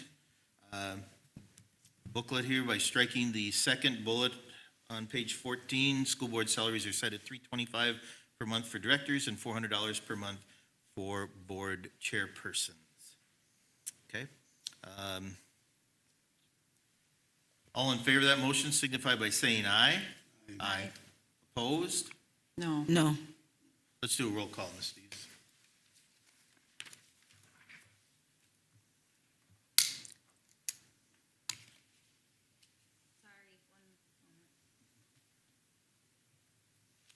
Linda Boudreau, No. Candace Knutson, No. Linda Moore, No. Jerry Robichaud. Yes. Cassie Steves, aye. John Bellingham, Aye. Motion fails, 3-3. 3-3 by a tie. Motion fails, so it stays. Okay, so we're back to approving the handbook. Mr. Chair, Director Moore. may I just wanted to bring up something with the board committees, if I may, and just express my opinion and because right now the board, that's on page 31, the board committee assignments and board appointments are assigned by the board chair during the school board's organizational meeting in January. I would like to actually add that it's per the discretion of each individual board member with the approval of the chair. I guess I think that each board member should have the discretion to choose their respective committee assignments. And my reasoning is, it's on page 19, under the attributes of high-performing board teams. It's number 6. It says, "The board is not dominated by an individual." And so I think that the board itself, operates as a democracy, the majority rules. And so I think it's just a matter of individual respect for each board member to. Are you going to offer an amendment? Yes. I'll give you a rationale. What's your amendment? Okay. Board committee assignments and board appointments are assigned. Then I'm going to add this as the amendment. Per the discretion of each individual board member with the approval of the chair during the school board's organizational meeting in January. And I gave my explanations. Okay, is there a second to that motion to amend? I'll second it. Okay, discussion? Yes, I think it's just a matter of respecting each individual board member, but then it's also at the discretion of at the approval of the chair too.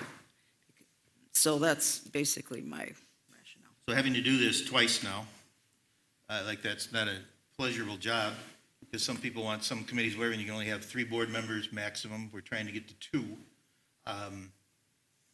You go by strength, so what happens when there's 4 board members, or 4 board members that want to be on the finance committee?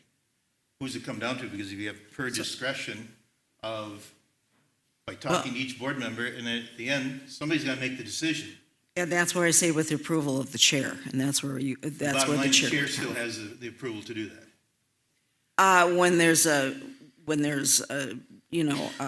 conflict, yes, and that's what I'm There's 4 saying. people that want to be on the finance committee. That would be at the approval Then of the chair's going the, to say, be the, and then the chair would pick, but most of the time, I think people just are, usually with the committees, it's only 1 or 2 people are on the committees.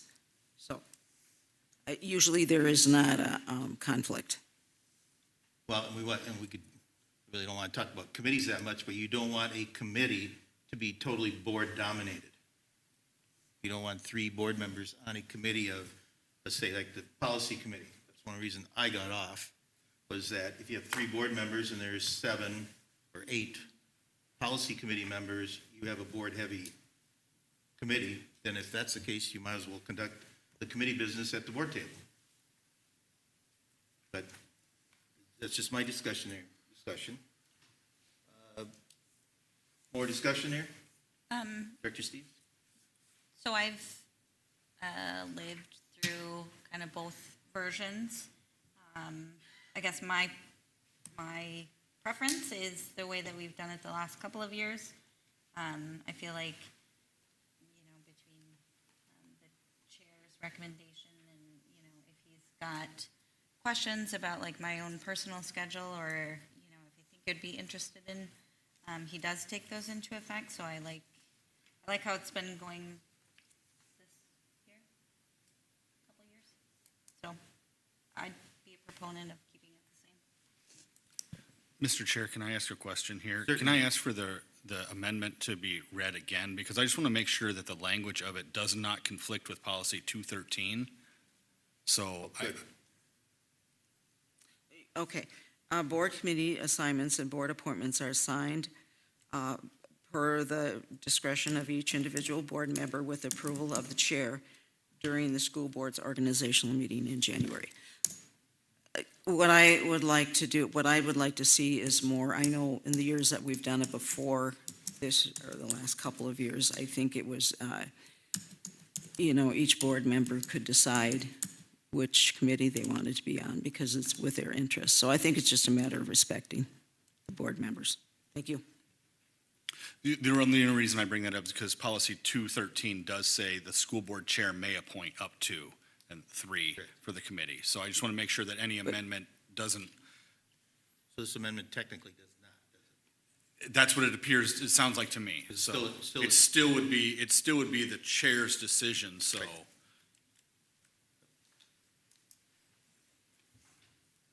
Director Knudsen? Thanks. Well, so I think going forward, and I'm new and I was just assigned to a committee, but maybe to put out that what committees are we interested in? And, and you could send out an email or whatever, and we could say, hey, I'd like to be on this one or that one, and then, you can decide, but just so I can have a little input. Yeah, we did that initially, when Chad was chair as well, and even before that.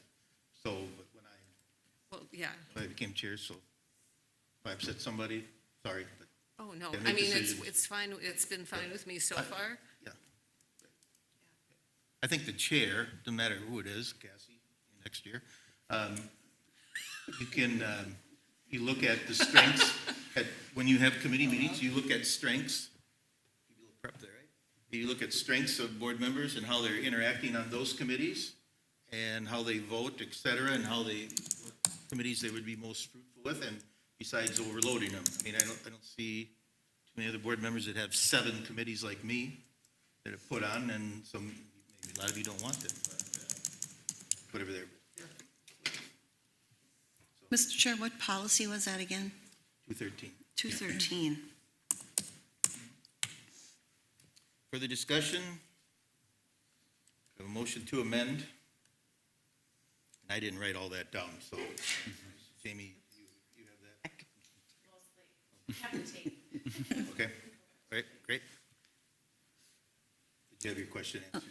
Well, Mr. Chairman, it says the school board chair may appoint up to 3 board representatives to the following district committees. So it sounds like the appointment is granted to the chair and how I'm reading it, and then it lists the policies. I know it's been done different ways, but Mr. Chair, I just want to mention, may does not mean must. So, thank you. it's true. Welcome to leadership. You're never gonna please everybody, so there you are. Okay. We have a motion to amend the under board committees, board committee assignments, and board appointments are assigned, and as per, and I didn't write it, per discretion, that, right, and we have a second. So for the discussion, all in favor of the motion to amend signify by saying aye. Aye. Against? No. No. Let's do a roll call. Ms. Steves. This is for the amendment. Linda Boudreau, No. Candace Knutson, Aye. Linda Moore, Aye. Jerry Robichaud, No. Cassie Steves, no, John Bellingham. No. The motion fails 2-4. So and discussion and all points brought out have been noted by Chair for the notes and will be passed on to future chairs. Anything else in approval of the 2026 School Board Handbook for discussion? Director Moore? Yes, I just want to mention that even though I don't agree with every point in this handbook, it is not policy, but merely a reflection of policy. And I think it's the main purpose is for the guidance, so I will be voting in the positive. Thank you. Again, once again, the purpose of the handbook on page 2 is to outline the board's operating procedures and norms. Okay. We have a motion for approval of the 2026 School Board Handbook. All in favor of the motion signify by saying aye. Aye. Opposed? Motion passes 6-0.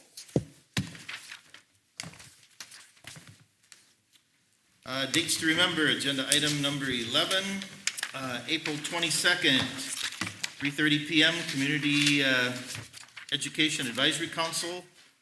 May 4th, 4 p.m., District Advisory Committee. May 4th, also at 5:30 p.m. is the board work session. May 6th is the District 3:30 p.m. District Wellness Committee. Also, as a reminder, board members and general public, May 6th, 6 o'clock p.m. is the Faribault High School Awards Program by the FAPSETA Committee, et cetera. And also, board members, we have the School Board Scholarship. Make sure you get your payments in on that. May 11th, 2026 at 7:30 a.m. Finance Committee. May 11th is also Minnesota's birthday. May 11th, 1858. May 14th, 2026, 7:45 a.m., the Facilities Committee. And May 18th, 2026, 5:30 p.m., regular business meeting. Agenda item number 12, motion to adjourn. I'll make that motion. Thank you. Director Steves. Second. Director Knutson. All in favor signify by saying aye. Aye. Opposed?